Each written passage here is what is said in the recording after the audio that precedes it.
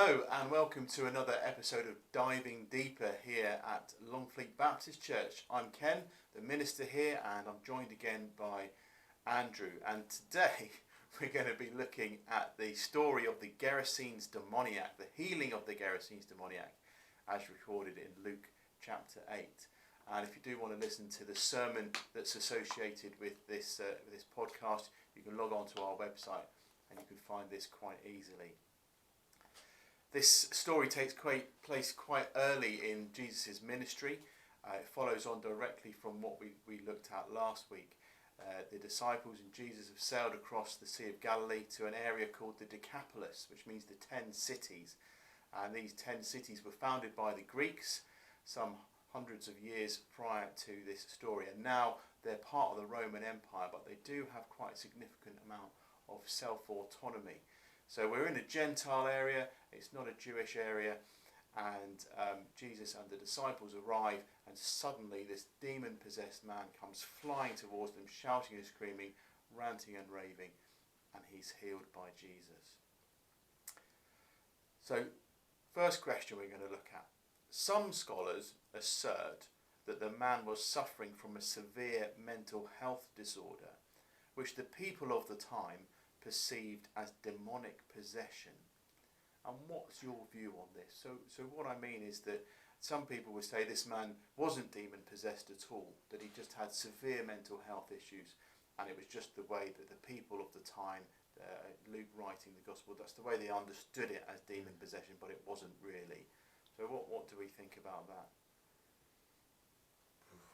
It's a tough kind of question to answer based on obviously all that goes on in the world at the moment, with mental health and things like that. But I think you could probably see that there could be demon possession. It could be one and the same, but it doesn't mean that all mental health is through demonic possession, possibly. But I think it could be. Yeah, it's one we have to be careful of, don't we? Because I think there probably is. Well, I think there is still demon possession. I think this man was possessed by a demon, but we have to, or demons. But we have to be really careful, don't you? You really can't say that all mental health is demon related. Yeah. You don't want to go walk up to someone having a mental health crisis and say, "I cast you out in the name of Christ." That's probably not helpful, is it? But on the other hand, as Christians, we do recognise that there are evil forces at work in the world, and trauma and failure and all sorts of problems. We can invite evil spiritual forces into our lives, even not deliberately. I think you answered that perfectly, to be honest. Like that is literally it. I think as a Christian, especially we know that there is forces at B that we cannot see. So we're in a fight not against our flesh, it says in the Bible, but against the principalities, the spiritual principalities, and to somebody that doesn't know that there is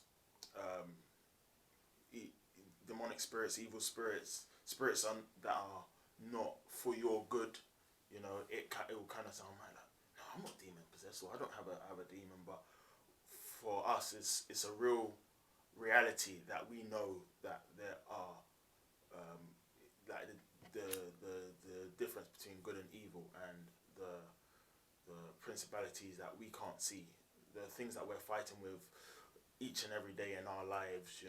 You could wake up and think, "Oh, I'm gonna have a good day," and all of a sudden, out of nowhere, something has just angered you, and where does these things come from? Or I know that being around a certain group of people, it can influence my behavior sometimes, and I sometimes think to myself, like, wow, how did my mood just change? God, what happened? What happened here? Like whether it's like I'm around people that are gossiping, or people that are maybe not not doing the right thing at the time, you know. Yeah, interesting. Yeah, I mean, this guy, the Gerasene Demoniac, has obviously experienced extreme trauma. And if you listen to the sermon, I argue that this is at the hands of the Roman army. You know, the demons identify themselves as legion in Mark's Gospel. We are legion, for we are many. And that's a direct allusion to the Roman army. And I think that trauma can be extremely damaging and extremely harmful. And absolutely mental health issues can result from trauma, and you know, as we see here, demonic influence can result from trauma. It leads us on to our next question, which we've sort of looked at a little bit already. Is there such a thing as demonic possession or demonic influence today? And if so, how can we identify it and take action against it? Yeah, so personally, you know, I see it everywhere. The world has become really like the influence of Satan is really, or the devil is really large. Whether it's I see a lot of it in music. You know, I was actually watching a show yesterday. I think it was yesterday. I was watching a show yesterday, right? And the song at the end was kind of condemning Jesus, right? But the only reason I saw it is because I accidentally had the subtitles on. Right. So as the song was playing, obviously the subtitles, and I was like, at the end I was like, God forbid, no, because I don't even know if I watch that show again, you know. But it's a lot in music videos, in music in general. It says in the Bible that your ears and your eyes are like it's like a portal, not a portal, but like to guard your ears and your eyes. Yeah. Because what you see, what you take in, you know, what you hear, and what you take in with your eyes, it kind of affects the heart. Yeah, absolutely. In a sense. Absolutely. So, I've changed like over the past couple of years. I've changed like the music I listen to. You know, not because you have to change the music. No, but I realized the music I was listening to, it just wasn't edifying me. It wasn't, you know, it was putting me down it was putting me down a path that I didn't even realize, you know, like it would put me into more sadness if I was sad and I would listen to a certain secular music artist, you know. It would portray sadness, and I would just still be sad, but we have to be so careful what we watch and what we listen to, and things that seem fairly innocent, and that most people, sort of non-Christians, would think there's no issue with that. You know, sometimes I'll be watching some TV in the evening and I think, this really isn't quite right, and I'll change the channel or turn it off, and we have to be really cautious, don't we? You know, the Bible says that your enemy, the devil, prowls the world like a lion looking for someone to devour. And you just think, do we really believe that as Christians, that there is this massive spiritual element at play in the world? So even if perhaps we want to say that there's not demon possession, as in demons don't enter someone, I think that sometimes they do. I think they sometimes do. But even if that's not all that common, there is still a demonic or evil spiritual influence in the world. 100%. 100%. You know, you see it in greed, in lust for power, in the evil way that humans treat other humans. I think much of that is the devil at work through his minions, through his evil demons. And just something to say on that point for those possibly watching who, you know, are interested in this type of topic. You know, I feel like the world, a lot of people, some Christians, some most not. You know, they when something is going on in the world or it's always, why God, why are you doing this? It's never why devil, why are you doing Yeah, this? yeah. When he is in the face of everything, in a lot of things, you know, people dress up as him on Halloween and all of those things. Like, he is literally everywhere, but Yeah. people choose to ignore that of his existence and just put all the blame on God, right? And I just wanted to put that one out there, you know, that, you know, there's no good without evil, you know. So if God is all good, you know, what's all evil? So Yeah. all the evil in the world, you know. It's a topic that many Christians try to shy away from, and 100%. maybe we're scared of it, maybe we're frightened of it, maybe we don't want to acknowledge that there's another evil force at work. It's daunting. I hear that. And you know, one of the questions we're going to look at, we do that now, is that on Sunday I said that whether it's kind of demon possession or whether it's mental health, the Christian action is pretty similar, and the treatment and the path to healing is pretty similar. So that, and I said that patience, kindness, love, and a lack of fear are needed to help us and to help others heal from trauma. And we see in the story of the Gerasene Demoniac, Jesus he's just not afraid. Yeah. He's just not in the slightest bit afraid. And I get that he's God and he's the Son of God, but we aren't to be afraid of these evil forces. We Christians, we walk with the Spirit of Christ dwelling inside us. Yeah. And we're not to be fearful of this topic or approaching this topic. And it's our weapons, if you like, our weapons of warfare aren't guns and bombs and bayonets. They are patience and kindness and love. They're those fruits of the Spirit that we've talked about. You know, all those good Christian things. And this is we see kind of Jesus' sympathy and his empathy a lot in the Bible. He really is able to tune into people's feelings and just what they need. No, I agree.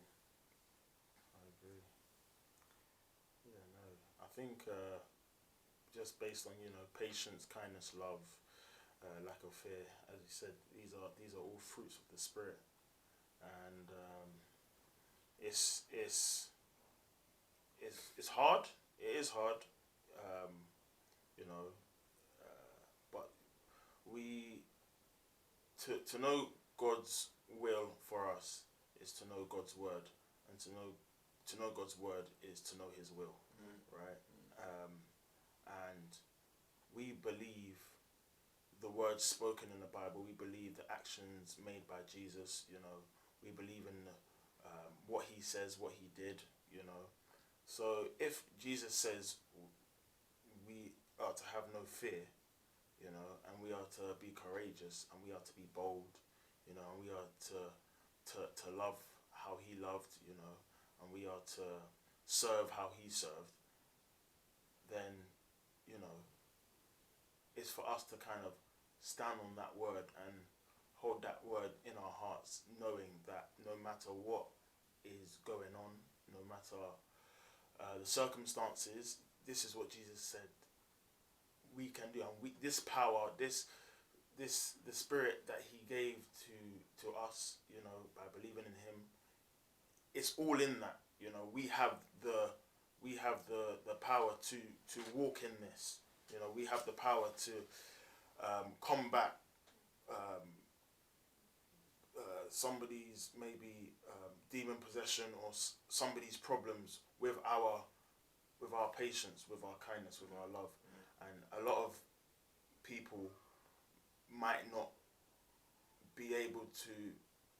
Some people might not feel like they can access that power, or you have to work to get that power. But you know, it's not by our works. You know, God will never leave us lacking nothing, right? And in this Spirit that He has given us the power to overcome everything.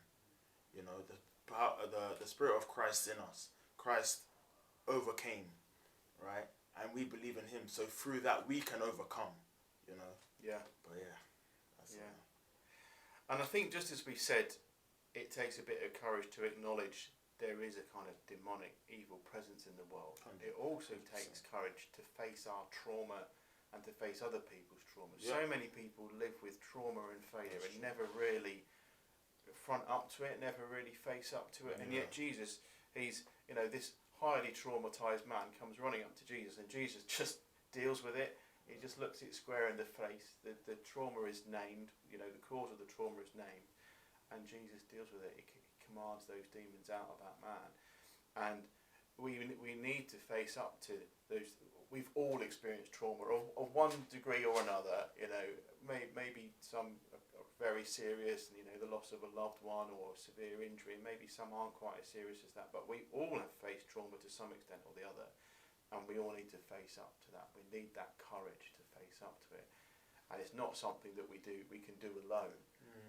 We need to be in that loving church community to help face up to that trauma. This chap, Jesus often sends people he heals back to their communities. Yeah, because he wants us to live in community. Not just, in here, the man, return home and tell how much God has done for you. That's what Jesus says. But it's not just about that. It's also about living in a community, a loving community that is there for the benefit of everyone that's part of it.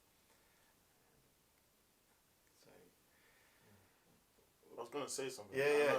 Just because as you were talking, I was thought to myself, how many times in our lives, or that this demon possessed man, let's say he was in this town or this village, everybody knew this man. Yeah. Everybody knew who this man was, but everybody would have been, that's that crazy person over there, and everybody would just got on with their lives, ignoring the man. Just ignoring them. And I feel like how many times have we walked past somebody who we know possibly needed a bit of help, but maybe we were too afraid to go there, or we were like, but I ain't got time today because I need to rush and do my work, and I don't want to take on somebody else's problems when I've got my own problems. Yeah. So sometimes we can just avoid putting ourselves. Sometimes God will put us in a situation, but we don't believe that we can maybe help, or we allow our situations to, sometimes just make us avoid people, and like I've got too much to worry about for myself to try and fix try and help you out. And I think that's just a point that it just came to mind as you were talking about it, because it's like, surely, the people, this person, does it say how long he was possessed for? It says for a long time. So, for a long time, this man had not worn clothes or lived in a house. Yeah. So if this man did not wear clothes and didn't live in a house and he's just on the street, everybody knew him. Yeah. Everybody knew that man, and everybody will say, "Don't go near that man because he's crazy," and all of that stuff. But all it took was, as you said, somebody like Jesus, or Jesus, not somebody like Jesus, because nobody's like Jesus, but Jesus himself, to show that, with no fear, with the patience, kindness, like you said, to just, as soon as Jesus went up to the guy, the demons inside were scared. Yeah. They were scared, and I feel like that is the power in which Jesus wielded, and that's the power that we have access to within him, that we can look at. Let's say there's a crazy person on the road that we've been seeing in our area. Really and truly, the spiritual element of things is making us to think that we don't have authority over that, but Jesus gave us authority over all of these things. Yeah. So really, they're more scared of us than we are of them. But it makes it seem like we're scared of them, but we're not. Yeah, they're a bit like spiders. Yeah. Trust me, a bit like spiders. Yeah. Demons are more scared of us than we are of them. Yeah, I like that. Yeah. I like that. I mean, I really like that. And also, if you've got to face someone else's trauma, it means facing your own trauma. That is true. And this, I said that this is a type of scapegoat story. So the Roman occupation that has persecuted everybody in this area, that's restricted their lives. They're paying taxes, they're paying tributes, they've been forced to worship Roman gods, all the rest of it. And they've kind of placed all that on this man.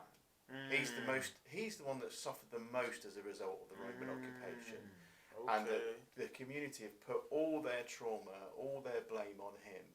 And they're quite content to shove him out of the community, live in the tombs. Yeah. And he's the kind of scapegoat. And scapegoat stories are really common in literature throughout the world. You know, stories of ghosts in the woods or evil witches out in the countryside, and we just put all our blame on those people. And do you mean like it's because of them that's why this is happening, or that type kind of. So what they've used this man, this Gerasene Demoniac. They've put all the blame that really should be aimed at the Romans. They've put on him, and they've kicked him out of the community, so they can just kind of get on with their own lives. Yeah. So kind of like you were saying, we don't want to help other people deal with their trauma. Yeah. Part of that reason is we just want to kind of let them take our trauma with them and take it out of the community. Yeah. And I think that is a big part of what's happened here. They're quite happy to have this insane guy living in the tombs, representing all their fears and anxieties and failures and blame. And they can kind of compartmentalise all of that in him and get on with their own lives. Whereas actually, at some point, they've got to face their own. Yeah. They've got to face up to it.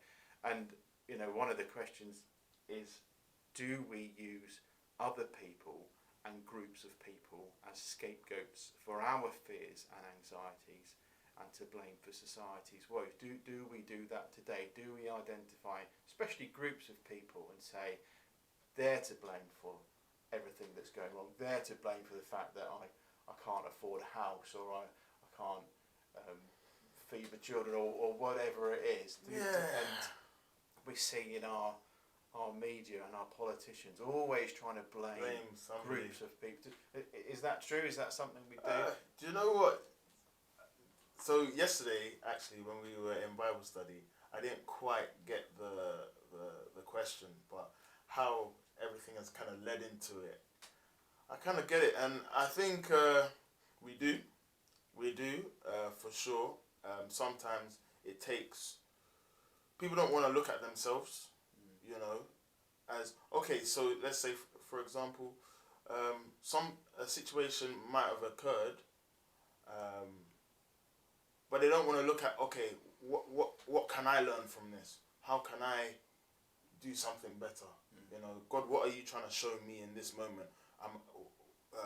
You're showing me that maybe I turned to anger too quickly or something. But it's easy just to say, nah, this guy annoyed me, so, you know, like, really and truly, if that person didn't come with that attitude, I would not have responded how I responded. So, I know, and that's just a simple thing, you know. Like, people like to blame others for their own, like, I don't want to say insecurities or their actions. Yeah. You know, like, people don't take the consequence of their actions, and it's sometimes it's just a habit. To be honest, sometimes it's just habit. You know, you've grown up doing it, and it's just, you don't see it as a thing because that's just what you do, or that's the people that you've been around.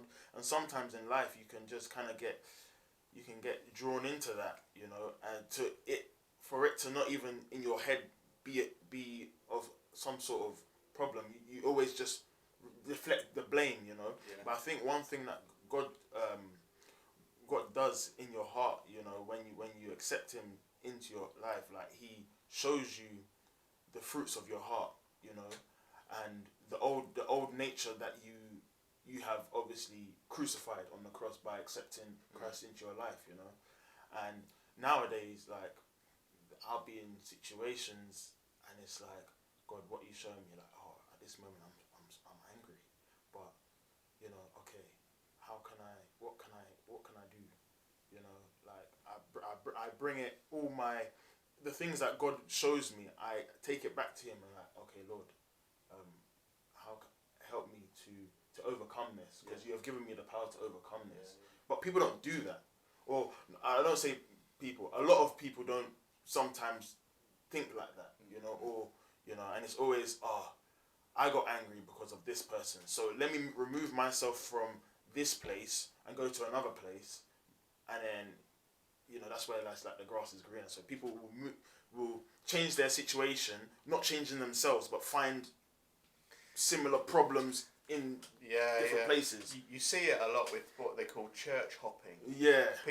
They'll go along to a church, they'll find, maybe the preacher doesn't agree with them on a particular subject, or maybe someone rubs them up the wrong way, and they'll hop to another church, and the same thing will happen again, rather than staying where God has put you. If God's called you to a certain church, he's called you to that church, stay and deal with the problem, which is what we've mentioned earlier. Actually deal with the issue. Don't just ignore it. Use that patience, kindness, love, and lack of fear to deal with the problem, your own issue or the issue you have with others. We see massively this scapegoating thing, I think, in the media at the moment, and from the government. People on benefits are responsible for all the problems in the country. Migrants are responsible for all the problems in the country. And actually, it's I don't want to get too political, but it's economic mismanagement for decades is what's responsible for the problems that this country is facing at the moment, not a small group of people struggling themselves, that are having problems themselves. I think the word scapegoats, I think we use even as Christians as well, so like in the journey, but I think we all use things, people, circumstances to deflect from our weaknesses, the things that our weaknesses kind of thing. So I think it could be likened into a lot of things. As you said, politics, it can be likened into our own lives. Things that are maybe small that you might not even think, I know I need to, let's say, lose weight, for example. Me personally, but, I'm a chef, obviously. But, it's like, I know I need to lose weight, but, the food though. Like, and I've got to try food though. I have to taste the food. You start to, make excuses for yourself as to why what you might need to do, or like you're being shown something about yourself, but then you make excuses for why you are like this. And some people just be like, I'm just like this, like I've this is how I am, and that's just good. So we kind of use ourselves as scapegoats. We use ourselves as scapegoats. Make an excuse. Yeah. Good. Well, I mean, this is a fascinating story, and it occurs in all three of the synoptic Gospels, Matthew, Mark, and Luke, with slight differences. But even in just our short conversation today, we've gone from demon possession and demon influence. We've kind of we talked about scapegoating. Talked about that courage that Jesus has, the fruits of the Spirit, and I really hope that as you've listened to us talking, you've been able to engage with that, and that that God hasn't given us a spirit of fear; He's given us a spirit of courage, a spirit of confidence, and that you are able to face your own traumas and traumas of other people that you know and love, the people that you surround yourselves with. So do hope and pray that God would be with you for the rest of the week and the rest of your life, in fact, and give you that courage and that spirit of confidence. Yes. So, amen. Thank you. And that's a wrap.